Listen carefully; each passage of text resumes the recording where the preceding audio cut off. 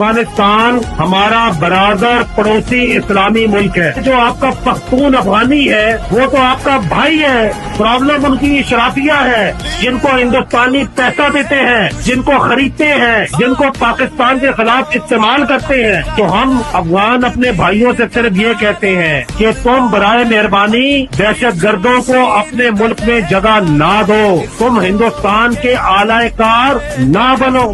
خطے میں پاکستان میں جتنی دہشت گردی ہوتی ہے، چاہے وہ فتنہ الخوارج کراتا ہے، چاہے یہ بلوچستان میں جو دہشت گرد ہے، جو فتنہ کل ہندوستان ہے، یہ کون کراتا ہے؟ اس ایک ایک دہشت گردی کے ایک ایک شہید کی پیچھے ہندوستان کا چہرہ ہے۔ یہ جو مساجد کو شہید کرتے ہیں، یہ جو لوگوں کو ذبح کرتے ہیں، ان کا اسلام سے کوئی تعلق نہیں ہے، ان کا خیبر پختونخوا سے کوئی تعلق نہیں، ان کا پختونوں کی روایات سے کوئی تعلق نہیں، اور یہ ہندوستان کے پیروکار ہیں۔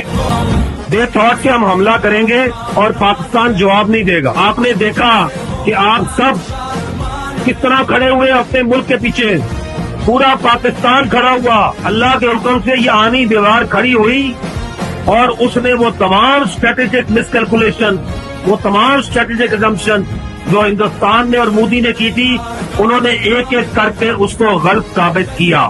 ان لوگوں سے ہم مل کے یہ سوال کرتے ہیں جو سمجھتے تھے کہ یہاں کے عوام اور یہاں کی فوج ایک دوسرے سے دور ہے، ہرگز نہیں۔ یہ قوم، یہ فوج ہمیشہ سے ایسی تھی اور ایسی رہے گی۔ آپ کی لیڈرشپ نے، آپ کے چیف آف آرمی اسٹاف نے فیصلہ کیا کہ میں ہندوستان میں 26 جگہ پہ ان کو جواب دوں گا۔ مظفر آباد میں وہ جو 7 سال کا بچہ تھا ارتضا، وہ جس بریگیڈ ہیڈ کوارٹر کے آرڈر پہ جس کی شیلنگ سے شہید ہوا، ہم نے اس پورے بریگیڈ ہیڈ کوارٹر کو تباہ کیا۔ 6 اور 7 کو جن ہوائی اڈوں سے وہ جہاز اڑے تھے، جنہوں نے پاکستان کے معصوم بچوں کو شہید کیا، ہم نے ان ہوائی اڈوں کو تباہ کیا۔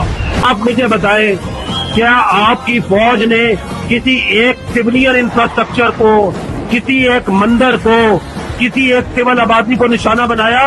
نہیں۔ ہم چونکہ پیس لونگ ہیں، ہم پیس کو پریفر کرتے ہیں، ہماری پہلی چوائس امن ہے، لیکن اگر تم نے دوبارہ یہ حماقت کی تو ہمارا جواب اس سے بھی شدید ہوگا۔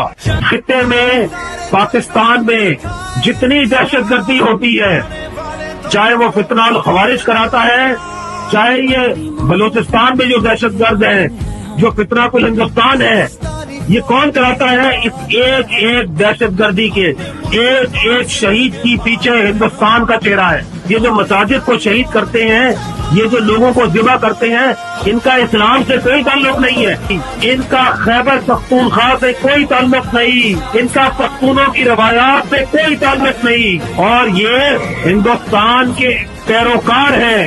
جو خارجی ہے نور ولی، وہ اب یہ کہتا ہے کہ اسلام میں، شریعت میں اس بات کی اجازت ہے کہ آپ کافر سے مدد لے سکیں۔ اسلام میں کفر اور حق آپس میں اکٹھے نہیں ہو سکتے، اس طرح خارجی اور اسلام اکٹھے نہیں ہو سکتے۔ تم اس ہندوستان سے مدد مانگتے ہو جہاں پہ کشمیر کے بچیوں کی عزت کو وہ پامال کرتے ہیں۔ افغانستان ہمارا برادر پڑوسی اسلامی ملک ہے۔ جو آپ کا پختون افغانی ہے وہ تو آپ کا بھائی ہے۔ پرابلم ان کی اشرافیہ ہے، جن کو ہندوستانی پیسہ دیتے ہیں، جن کو خریدتے ہیں، جن کو پاکستان کے خلاف استعمال کرتے ہیں۔ تو ہم افغان اپنے بھائیوں سے صرف یہ کہتے ہیں کہ تم برائے مہربانی دہشت گردوں کو اپنے ملک میں جگہ نہ دو، تم ہندوستان کے اعلی کار نہ بنو۔ خیبر پختونخوا کے غیور اور بہادر عوام اور قبائل سے کہتا ہوں، آج دوبارہ وقت آ گیا ہے، کشمیر بنے گا پاکستان۔